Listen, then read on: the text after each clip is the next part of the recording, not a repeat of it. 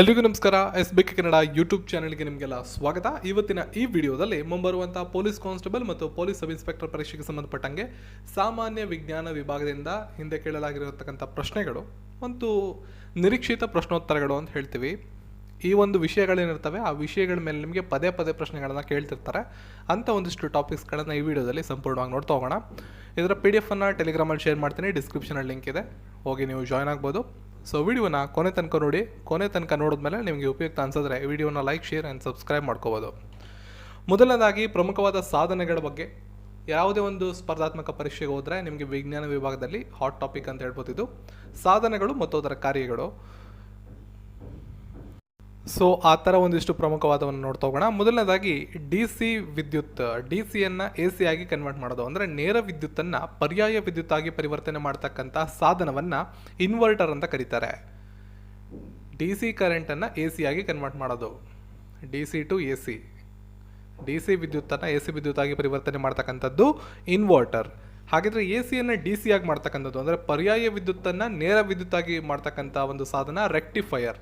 ಇವೆರಡರ ಮಧ್ಯೆ ಭಾಳಷ್ಟು ಕನ್ಫ್ಯೂಷನ್ನ ಕ್ರಿಯೇಟ್ ಆಗುತ್ತೆ. ಎಕ್ಸಾಮಿನೇಷನ್ಸಲ್ಲಿ ರಿಪೀಟ್ ಆಗಿರ್ತಕ್ಕಂಥ ಪ್ರಶ್ನೆಗಳಿವು. ಹಾಗಾಗಿ ಇದನ್ನು ಸ್ವಲ್ಪ ಡೀಟೇಲಾಗಿ ನೋಡ್ಕೊಳ್ಳಿ. DCಯಿಂದ ACಗಾದರೆ ಇನ್ವರ್ಟರ್ ಅಂತ ಕರೀತಾರೆ, ACಯಿಂದ DCಗಾದರೆ ರೆಕ್ಟಿಫೈಯರ್ ಅಂತ ಕರೀತಾರೆ. ಎರಡು ಇಂಪಾರ್ಟೆಂಟು, ಭಾಳಷ್ಟು ಸಲ ಎಕ್ಸಾಮ್ಗಳಲ್ಲಿ ಬಂದಿದೆ. ನೆಕ್ಸ್ಟ್, ಯಾಂತ್ರಿಕ ಶಕ್ತಿಯನ್ನು ವಿದ್ಯುತ್ ಶಕ್ತಿಯನ್ನಾಗಿ ಪರಿವರ್ತನೆ ಮಾಡ್ತಕ್ಕಂಥದ್ದು ಸ್ಕೂಲ್ ಟೈಮಿಂದ ಓದ್ಕೊಂಡು ಬರ್ತಾ ಇದ್ದೀವಿ, ಡೈನಮೋ. ನೆಕ್ಸ್ಟು, ಎಲೆಕ್ಟ್ರಿಕ್ ಶಕ್ತಿಯನ್ನು ಯಾಂತ್ರಿಕ ಶಕ್ತಿಯನ್ನಾಗಿ ಪರಿವರ್ತನೆ ಮಾಡ್ತಕ್ಕಂಥದ್ದು ಎಲೆಕ್ಟ್ರಿಕ್ ಮೋಟಾರ್. ಇವೆಲ್ಲ ಗೊತ್ತಾಗುತ್ತೆ.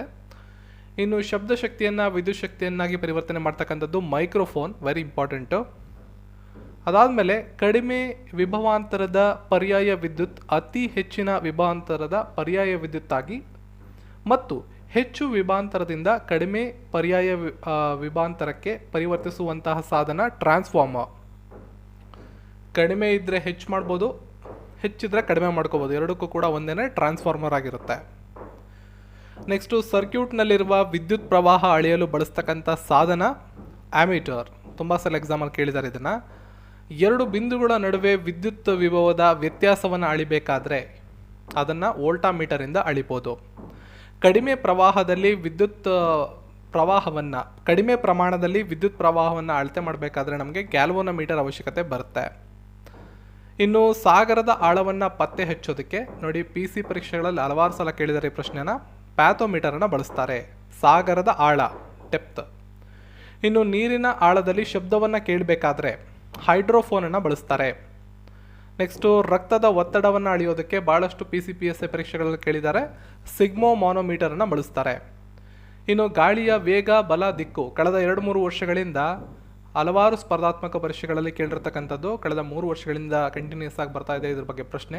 ಗಾಳಿಯ ವೇಗ, ಬಲ, ದಿಕ್ಕು ಇದನ್ನು ಅಳೆಯೋದಕ್ಕೆ ಆನಿಮೋಮೀಟರನ್ನು ಬಳಸ್ತಾರೆ. Next, barometer. ಇದು ಕೂಡ ಆನಿಮೋಮೀಟರ್, ಬಾರೋಮೀಟರ್, ಸಿಗ್ಮೋಮಾನೋಮೀಟರ್ ಇವು ಕೂಡ ಲಾಸ್ಟ್ 3 ವರ್ಷಗಳಿಂದ ಅತಿ ಹೆಚ್ಚು ಬಾರಿ ಸ್ಪರ್ಧಾತ್ಮಕ ಪರೀಕ್ಷೆಗಳಲ್ಲಿ ಕೇಳಲಾಗಿರ್ತಕ್ಕಂತಹ ಸಾಧನಗಳು. ಪ್ರಮುಖವಾಗಿ ಬಾರೋಮೀಟರ್ ವಾತಾವರಣದಲ್ಲಿರ್ತಕ್ಕಂಥ ಒತ್ತಡ, ಅಟ್ಮಾಸ್ಫಿಯರ್ ಪ್ರೆಷರ್ ಅಂತ ಏನು ಕರಿತೀವಿ, ಅದನ್ನು ಅಳತೆ ಮಾಡೋದಕ್ಕಿರ್ತಕ್ಕಂಥ ಒಂದು ಮಾಪನ. ವಿದ್ಯುತ್ ಆವೇಶದ ಇರುವಿಕೆಯನ್ನು ಪತ್ತೆ ಹಚ್ಚೋದಕ್ಕೆ, ವಿದ್ಯುತ್ ಇದೆಯಾ ಇಲ್ವೋ ಅಂತ ಪತ್ತೆ ಮಾಡೋದಕ್ಕೆ ಎಲೆಕ್ಟ್ರೋಸ್ಕೋಪನ್ನು ಬಳಸ್ತಾರೆ. ನೆಕ್ಸ್ಟು, ಸುಳ್ಳನ್ನು ಪತ್ತೆ ಹಚ್ಚುವ ಪರೀಕ್ಷೆ. ಭಾಳಷ್ಟು ಸಲ ಕೇಳಿರ್ತೀರ, ಭಾಳಷ್ಟು ಕಡೆ ನೋಡಿರ್ತೀರ ಸಿನಿಮಾಗಳಲ್ಲೂ ಕೂಡ. ಅದನ್ನು ಪಾಲಿಗ್ರಾಫ್ ಅಂತ ಕರೀತಾರೆ. ಸುಳ್ಳನ್ನು ಪತ್ತೆ ಹಚ್ಚುವಂಥ ಪರೀಕ್ಷೆ ಆಗಿರುತ್ತೆ ಇದು. ನೆಕ್ಸ್ಟು, ಅನಿಲಗಳ ಒತ್ತಡವನ್ನು ಅಳತೆ ಮಾಡಬೇಕಾದ್ರೆ ಮಾನೋಮೀಟರನ್ನು ಬಳಸ್ತಾರೆ. ಅತಿ ಹೆಚ್ಚಿನ ತಾಪಮಾನ, ಟೆಂಪರೇಚರ್ ತುಂಬ ಹೆಚ್ಚಿದಾಗ ಅದನ್ನು ಅಳತೆ ಮಾಡೋದಕ್ಕೆ ಪೈರೋಮೀಟರ್ನ ಬಳಸ್ತಾರೆ. ಇದು ಕೂಡ ಒಂದು ಸಲ ಎಕ್ಸಾಮಿನೇಷನಲ್ಲಿ ಬಂದಿದೆ, ಇಂಪಾರ್ಟೆಂಟ್. ನೆಕ್ಸ್ಟು, ರೆಡಾರ್ ಅಂದರೆ radio angle detection and ranging ಅಂತ. ಫುಲ್ ಫಾರ್ಮ್ ಗೊತ್ತಿರಲಿ, ಎಕ್ಸಾಮಲ್ಲಿ ಕೇಳೋ ಸಾಧ್ಯತೆ ಇದೆ. ರೆಡಾರ್ ಅಂದರೆ radio angle detection and ranging. Radio ತರಂಗಗಳ ಮೂಲಕ ವಿಮಾನಗಳ ದಿಕ್ಕು ಮತ್ತು ದೂರವನ್ನು ಕಂಡುಹಿಡಿಯುವಂತಕ್ಕಂಥ ಒಂದು ಸಾಧನ ಇದು. ನೆಕ್ಸ್ಟು, ಸೋನಾರ್ ಅಂದರೆ ಸೌಂಡ್ ನ್ಯಾವಿಗೇಷನ್ ರೇಂಜಿಂಗ್. ಇದನ್ನು ಕೂಡ ಭಾಳಷ್ಟು ಎಕ್ಸಾಮಲ್ಲಿ ಕೇಳಿದ್ದಾರೆ, ಇಂಪಾರ್ಟೆಂಟು. ಶ್ರವಣಾತೀತ ಶಬ್ದ ಅಲೆಗಳನ್ನು ಬಳಸಿ ಸಾಗರದ ಆಳದಲ್ಲಿ ವಸ್ತುವಿನ ದೂರ ಮತ್ತು ದಿಕ್ಕನ್ನು ಪತ್ತೆ ಹಚ್ಚೋದಕ್ಕೆ ಸೋನಾರನ್ನು ಬಳಸ್ತಾರೆ. ಈಗ ಒಂದಿಷ್ಟು ಪೊಲೀಸ್ ಇಲಾಖೆಯ ಪರೀಕ್ಷೆಗಳಲ್ಲಿ ಸಾಮಾನ್ಯವಾಗಿ ಬರ್ತಕ್ಕಂಥ ಪ್ರಶ್ನೋತ್ತರಗಳು, ಅಂದರೆ ಈ ವಿಭಾಗದಲ್ಲಿ ವಿಜ್ಞಾನ ವಿಭಾಗ ಅಂದಾಗ ಈ ಪ್ರಶ್ನೆಗಳು ಅದಲು ಬದಲಾಗಿ ಬರ್ತಕ್ಕಂಥ ಪ್ರಶ್ನೆಗಳು ಅವು ಯಾವುವು ಅಂತ ನೋಡ್ತಾ ಹೋಗೋಣ. ರಾಸಾಯನಿಕಗಳು, ಅದರ ಉಪಯೋಗಗಳು. ಅದರಲ್ಲಿ ಜಾಸ್ತಿ ಕೇಳಿರೋದು LPG ಸೋರಿಕೆ, ಪೊಲೀಸ್ ಪರೀಕ್ಷೆಗಳಲ್ಲಿ ಜಾಸ್ತಿ ಕೇಳಿರ್ತಕ್ಕಂಥದ್ದು. LPG ಸೋರಿಕೆಯನ್ನು ಪತ್ತೆ ಹಚ್ಚೋದಕ್ಕೆ ಬಳಸ್ತಕ್ಕಂಥ ರಾಸಾಯನಿಕ ಈಥೈಲ್ ಮರ್ಕ್ಯಾಪ್ಟನ್ ಅಂತ. Ethyl mercaptan. ಇನ್ನು ಹಣ್ಣುಗಳನ್ನು ಮಾಗಿಸ್ಬೇಕಾದ್ರೆ ವಿದೇಶಗಳಲ್ಲಿ ಕ್ಯಾಲ್ಸಿಯಂ ಕಾರ್ಬೈಡನ್ನು ಬಳಸ್ತಾರೆ, ನಮ್ಮಲ್ಲಿ ಇಥಿಲಿನ್ನ ಹಾಕ್ತಾರೆ. ಹಣ್ಣುಗಳನ್ನು ಮಾಗಿಸ್ಬೇಕಾದ್ರೆ ಅತಿ ಬೇಗ ಮಾಗಬೇಕು ಹಣ್ಣು ಅಂತ ಹೇಳಿದ್ರೆ ಇಥಿಲಿನ್ನ ಬಳಸ್ತಾರೆ. ಇನ್ನು ಬೇರೆ ಬೇರೆ ದೇಶಗಳಲ್ಲಿ ಕ್ಯಾಲ್ಸಿಯಂ ಕಾರ್ಬೈಡನ್ನು ಬಳಸ್ತಾರೆ, ಅದು ನಿಮಗೆ ಗೊತ್ತಿರಲಿ. ಇನ್ನು LPG ಸೋರಿಕೆ ಆದರೆ, ಗ್ಯಾಸ್ ಸಿಲಿಂಡರ್ ಲೀಕ್ ಆಗ್ತಿದೆ ಅಂದರೆ ನಮಗೊಂದು ರೀತಿ ಸ್ಮೆಲ್ ಬರುತ್ತೆ. ಆ ರೀತಿ ಸ್ಮೆಲ್ ಬರೋದಕ್ಕೆ ಕಾರಣ ಆ ವಾಸನೆ ಈಥೈಲ್ ಮರ್ಕ್ಯಾಪ್ಟನ್ ಆಗಿರ್ತದೆ. ನೆಕ್ಸ್ಟು ಸುಣ್ಣ, ಮೊಟ್ಟೆ ಕವಚ, ಕಪ್ಪೆ ಚಿಪ್ಪು ಇವುಗಳಲ್ಲಿ ಕ್ಯಾಲ್ಸಿಯಂ ಕಾರ್ಬೋನೇಟನ್ನು ಬಳಸ್ತಾರೆ. ಕೃತಕ ಮಳೆ ಬರಿಸಲು, ಇದು ಭಾಳಷ್ಟು ಸಲ ಎಕ್ಸಾಂಪಲ್ ಬಂದಿದೆ, ವೆರಿ ಇಂಪಾರ್ಟೆಂಟು. PCPSA ಪರೀಕ್ಷೆಗಳಲ್ಲಿ ಭಾಳಷ್ಟು ಸಲ ಬಂದಿದೆ. ಸಿಲ್ವರ್ ಅಯೋಡೈಡ್ ಕೃತಕ ಮಳೆಯನ್ನು ಬರೆಸೋದಕ್ಕೆ ಬಳಸ್ತಕ್ಕಂಥ ರಾಸಾಯನಿಕ. ನೆಕ್ಸ್ಟು ಫೋಟೋಗ್ರಫಿಯಲ್ಲಿ ಅತಿ ಹೆಚ್ಚು ಬಾರಿ ಬಳಸ್ತಕ್ಕಂಥದ್ದು ಸಿಲ್ವರ್ ಬ್ರೋಮೈಡ್. ರಸಗೊಬ್ಬರಗಳು ಭಾಳಷ್ಟು ಜನ ಗೊತ್ತಿರುತ್ತೆ. ರಸಗೊಬ್ಬರ ಅಂದ ತಕ್ಷಣ ಅಲ್ಲಿ ಯೂರಿಯಾ, CONH2 ಈ ಒಂದು ಫಾರ್ಮುಲಾವನ್ನು ನೋಡ್ಕೊಂಡಿರಿ, ವೆರಿ ಇಂಪಾರ್ಟೆಂಟು. ಯೂರಿಯಾ ರಸಗೊಬ್ಬರಗಳಲ್ಲಿ ಬಳಸ್ತಾರೆ. ಇನ್ನು ಸೋಡಿಯಂ ಕ್ಲೋರೈಡ್ NaCl ಅಡಿಗೆ ಸೋಡಾ, ಅಡಿಗೆ ಉಪ್ಪು ಅಂತ ಕರಿತೀವಿ. ಟೇಬಲ್ ಸಾಲ್ಟ್ ಅಂತ ಕರೀತಾರೆ, ಅಡಿಗೆ ಉಪ್ಪು ಅಂತ ಕರೀತಾರೆ. NaCl sodium chloride. Next washing soda, ಭಾಳಷ್ಟು ಸಲ ಎಕ್ಸಾಮಲ್ಲಿ ನಿಮಗೆ ಕನ್ಫ್ಯೂಸ್ ಮಾಡೋದಕ್ಕೆ ಈ ಒಂದು ಫಾರ್ಮುಲಾವನ್ನಾರು ಕೇಳ್ಬೋದು ಅಥವಾ ಹೆಸರನ್ನಾರು ಕೇಳ್ಬೋದು. ವಾಷಿಂಗ್ ಸೋಡಾ ಎಂದು ಯಾವುದನ್ನು ಕರೀತಾರೆ ಅಂತಲೂ ಕೇಳ್ಬೋದು.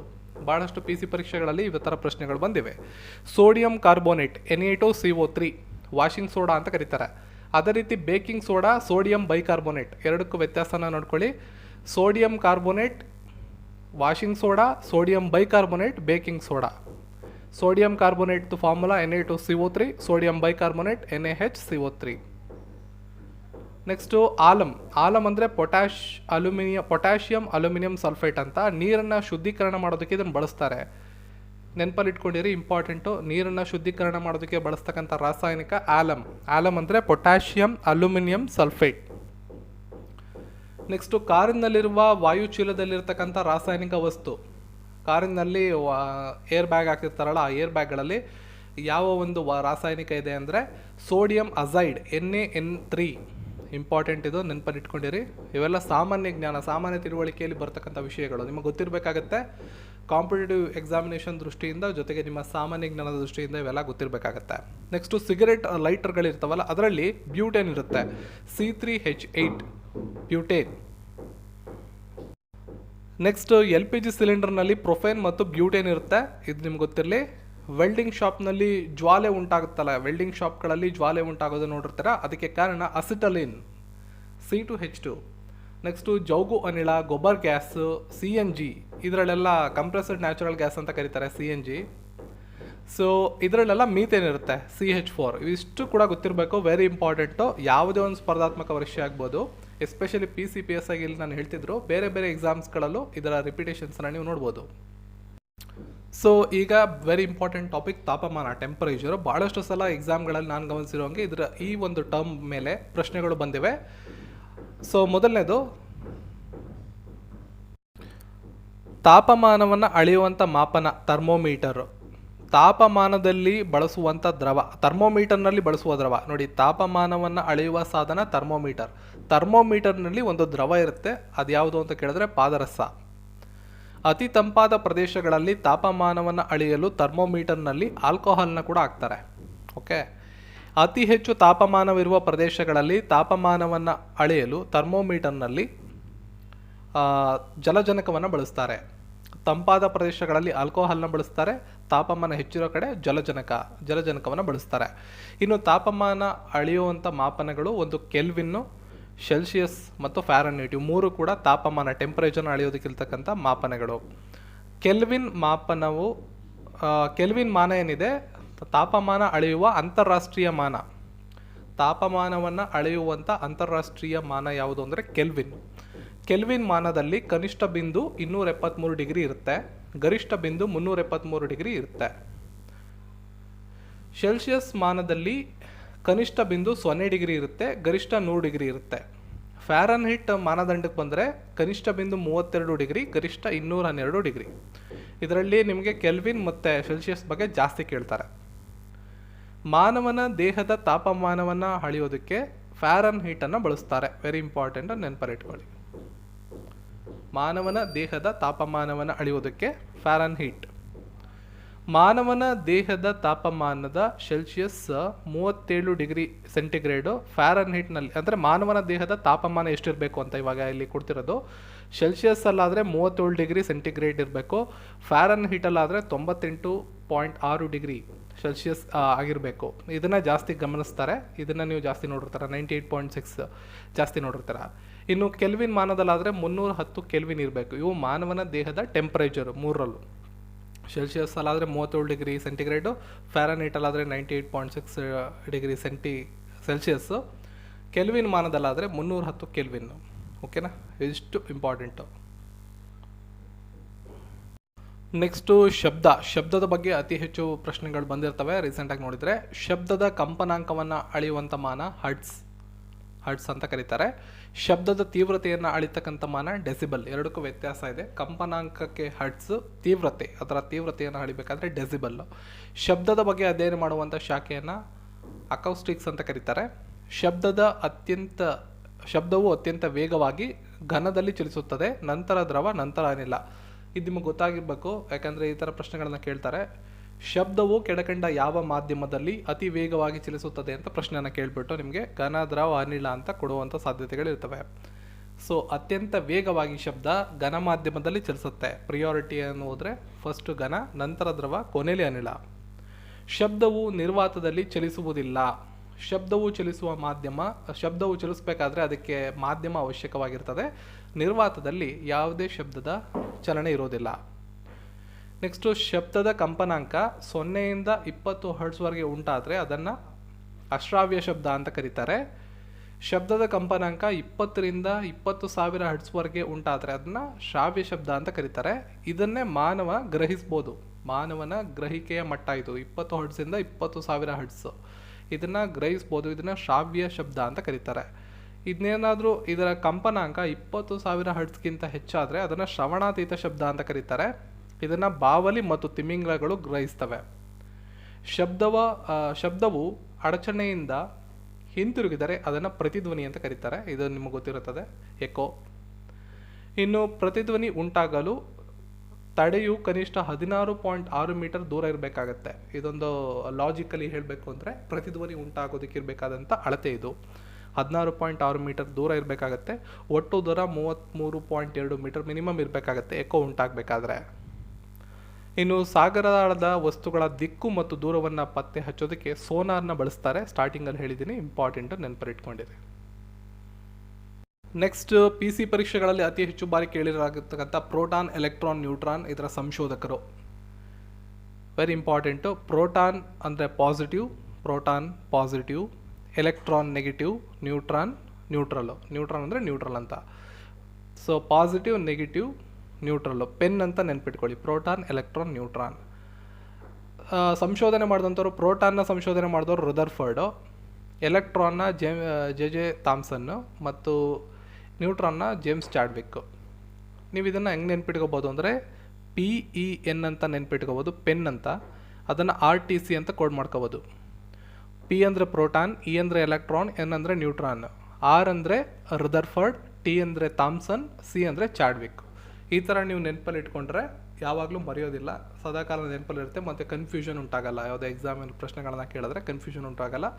ನಿಮಗೆಲ್ಲಿ ಕನ್ಫ್ಯೂಷನ್ ಆಗುತ್ತೆ ಅಲ್ಲಿ ಈ ಥರ ಒಂದು ಟೆಕ್ನಿಕನ್ನು ನೀವು ಬಳಸಬೇಕಾಗತ್ತೆ. ಸುಲಭವಾಗಿ ನೆನ್ಪಿಟ್ಕೋಬೋದು, ದೀರ್ಘಕಾಲ ತನಕ ನೆನಪಲ್ಲಿರುತ್ತೆ. ಇದನ್ನೇ ಫಾಲೋ ಮಾಡಬೇಕು ಅಂತ ಹೇಳಿದ್ನ. ನಿಮಗೆ ಗೊತ್ತಿರೋಂಗೆ ಇನ್ನೂ ಸರಳವಾದಂಥ ಮಾರ್ಗಗಳಿದ್ರೆ ಅದನ್ನು ಕೂಡ ನೀವು ಅನುಸರಿಸ್ಬೋದು. ಬಟ್ ಈ ಥರ ನೆನ್ಪಿಟ್ಕೊಂಡ್ರೆ ದೀರ್ಘಕಾಲದಲ್ಲಿ ಎಕ್ಸಾಮಿನೇಷನ್ಸಲ್ಲಿ ಎಲ್ಲೋ ಪ್ರಶ್ನೆಗಳು ಬಂದಾಗ ಪ್ರಿಪೇರ್ ಆಗಿಲ್ಲ ಅಂದರೂ ಕೂಡ ಅಥವಾ ಕನ್ಫ್ಯೂಷನ್ ಆಗುತ್ತೆ ಅಂದರೂ ಕೂಡ ಸರಿಯಾದಂಥ ಉತ್ತರಗಳನ್ನು ಕೊಡ್ಬೋದು. ಸೊ PEN ಅಂತ ಇಲ್ಲಿ ಕೊಟ್ಟಿದ್ದೀನಿ. Proton, electron, neutron, positive, negative, neutral. Discover ಮಾಡಿದವರು ರುದರ್ಫರ್ಡ್, ಥಾಮ್ಸನ್ ಮತ್ತು ಚಾಡ್ವಿಕ್. RTC ಅನ್ನೋ ಒಂದು ಪದವನ್ನು ಆರಾಮಾಗಿ ನೀವು ನೆನ್ಪಿಟ್ಕೋಬೋದು. ದಿನನಿತ್ಯ ನಾವು ಬಳಸ್ತಿರ್ತಕ್ಕಂಥ ಪದ ಆಗಿರೋದ್ರಿಂದ ಇದನ್ನು ಅತಿ ಹೆಚ್ಚು ಬಾರಿ ಪರೀಕ್ಷೆಗಳಲ್ಲಿ ಕೇಳಿದ್ದಾರೆ. ಇದನ್ನು ಹೊರತುಪಡಿಸಿ ಪರಮಾಣು ಸಿದ್ಧಾಂತವನ್ನು ಮಂಡಿಸಿದಂಥವ್ರು ಜಾನ್ ಡಾಲ್ಟನ್. ನಿಮ್ಗೆ ಗೊತ್ತಿರಲಿ, ಪರಮಾಣು ಸಂಖ್ಯೆಯನ್ನು ನಾವು Z ಇಂದ ಇಂಡಿಕೇಟ್ ಮಾಡ್ತೀವಿ. ಇನ್ನು ಕೆಲವೊಂದಿಷ್ಟು ಮೂಲ ವಸ್ತುಗಳು ಹಾಗೂ ಅದರ ಸಂಕೇತಗಳು ಎಕ್ಸಾಮಿನೇಷನ್ಸಲ್ಲಿ ನಿಮಗೆ ಕೇಳೋ ಸಾಧ್ಯತೆಗಳಿವೆ. ಅವುಗಳನ್ನು ಇಲ್ಲಿ ಕೊಟ್ಟಿರ್ತೀನಿ PDF ಅಲ್ಲಿ, ನೀವು ಅದನ್ನು ನೋಡ್ಕೋಬೋದಾಗಿರ್ತದೆ. ಇನ್ನು ಲೋಹಗಳ ಬಗ್ಗೆ ಒಂದಿಷ್ಟು ಪ್ರಶ್ನೋತ್ತರಗಳನ್ನು ನೋಡೋದಾದರೆ, ದ್ರವ ರೂಪದಲ್ಲಿರ್ತಕ್ಕಂಥ ಲೋಹಗಳು ಪಾದರಸ ಮತ್ತು ಗ್ಯಾಲಿಯಂ ಆಗಿರುತ್ತೆ. ಅತ್ಯಂತ ಮೃದುವಾದ ಲೋಹ ಸೋಡಿಯಂ ಆಗಿರ್ತದೆ. ಸೀಮೆ ಎಣ್ಣೆಯಲ್ಲಿ ಇದನ್ನು ಸಂಗ್ರಹ ಮಾಡಿಡ್ತಾರೆ. ಸೀಮೆ ಎಣ್ಣೆಯಲ್ಲಿ ಸಂಗ್ರಹ ಮಾಡುವಂಥ ಲೋಹ ಯಾವುದು ಅಂತ ಪ್ರಶ್ನೆ ಬರ್ಬೋದು ನಿಮಗೆ. ಸೋಡಿಯಂ. ಅತ್ಯಂತ ಬೆಲೆ ಬಾಳ್ತಕ್ಕಂಥ ಲೋಹ ರೋಡಿಯಂ. ರೋಡಿಯಮ್ಮು ಅತ್ಯಂತ ಬೆಲೆ ಬಾಳ್ತಕ್ಕಂಥ ಲೋಹ. ಅದಾದಮೇಲೆ ಪ್ಲಾಟಿನಮ್ಮು, ನಂತರ ಚಿನ್ನ, ನಂತರ ಬೆಳ್ಳಿ. ಓಕೆನಾ, ಇಷ್ಟನ್ನು ನೆನ್ಪಿಟ್ಕೊಳ್ಳಿ. ಲೋಹಗಳಿಗೆ ಪಾದರಸವನ್ನು ಬೆರೆಸಿದಾಗ ಅಮಾಲ್ಗಮ್ ಉಂಟಾಗುತ್ತೆ. ಆದರೆ ಪ್ಲಾಟಿನಮ್ ಮತ್ತು ಕಬ್ಬಿಣದೊಂದಿಗೆ ಪಾದರಸ ವರ್ತನೆ ಮಾಡೋದಿಲ್ಲ. ಅಮಾಲ್ಗಮ್ ಉಂಟಾಗಬೇಕಾದ್ರೆ ಲೋಹಗಳಿಗೆ ಪಾದರಸವನ್ನು ಬೆರೆಸಬೇಕು. ಇದು ನಿಮಗೆ ಗೊತ್ತಿರಲಿ. ನೆಕ್ಸ್ಟು ರೇಡಿಯೋ ಆ್ಯಕ್ಟಿವಿಟಿ ಬಗ್ಗೆ ತುಂಬ ಸಲ ಪ್ರಶ್ನೆಗಳು ಬಂದಿವೆ, ಹಾಗಾಗಿ ಇದನ್ನು ಕೂಡ ಕನ್ಸಿಡರ್ ಮಾಡಿ. ವಿಕಿರಣಶೀಲತೆಯ ಸಂಶೋಧಕರು ಹೆನ್ರಿ ಬೆಕ್ವೆರೆಲ್, ಇವರು ಫ್ರೆಂಚ್ ದೇಶದವರು. ವಿಕಿರಣಶೀಲತೆಯನ್ನು ಸಂಶೋಧನೆ ಮಾಡೋದಕ್ಕಾಗಿ ಹೆನ್ರಿ ಬೆಕ್ವೆರೆಲ್, ಮೇಡಮ್ ಕ್ಯೂರಿ ಮತ್ತು ಪೆರ್ರಿ ಕ್ಯೂರಿ ಅವರಿಗೆ ಜಂಟಿಯಾಗಿ 1903 ಇಸ್ವಿಯಲ್ಲಿ ಭೌತಶಾಸ್ತ್ರ ವಿಭಾಗದಲ್ಲಿ ನೊಬೆಲ್ ಪ್ರಶಸ್ತಿಯನ್ನು ಕೊಡಲಾಗಿದೆ. ಮೇಡಮ್ ಕ್ಯೂರಿ ಅವರು ರೇಡಿಯಮನ್ನು ಸಂಶೋಧನೆ ಮಾಡಿದಂಥವ್ರು, ಇದು ನಿಮ್ಗೆ ಗೊತ್ತಿರಲಿ. ಇನ್ನು ವಿಕಿರಣಶೀಲತೆಯನ್ನು ಅಳೆಯೋದಕ್ಕೆ ಗೀಗರ್ ಮುಲ್ಲಾರ್ ಕೌಂಟರ್ನ ಅನ್ನೋ ಸಾಧನವನ್ನು ಬಳಸ್ತಾರೆ. ಇನ್ನು ವಿಕಿರಣಶೀಲತೆಯನ್ನು ಅಳೆಯೋದಕ್ಕೆ ಅಂತಾರಾಷ್ಟ್ರೀಯ ಮಾನವಾಗಿ ಬೆಕ್ವೆರಲ್ನ ಬಳಸ್ತಾರೆ. ತುಂಬ ಸಲ ಎಕ್ಸಾಮಲ್ಲಿ ಕೇಳಿದ್ದಾರೆ, ವಿಕಿರಣಶೀಲತೆ ಅಳೆಯುವ ಅಂತಾರಾಷ್ಟ್ರೀಯ ಮಾನ ಯಾವುದು? ಬೆಕ್ವೆರೆಲ್. ವಿಕಿರಣಶೀಲತೆ ಅಳೆಯುವ ಸಾಧನ ಗೀಗರ್ ಮುಲ್ಲರ್ ಕೌಂಟರ್. ಇಷ್ಟು ನಿಮಗೆ ಗೊತ್ತಿರಬೇಕಾಗತ್ತೆ.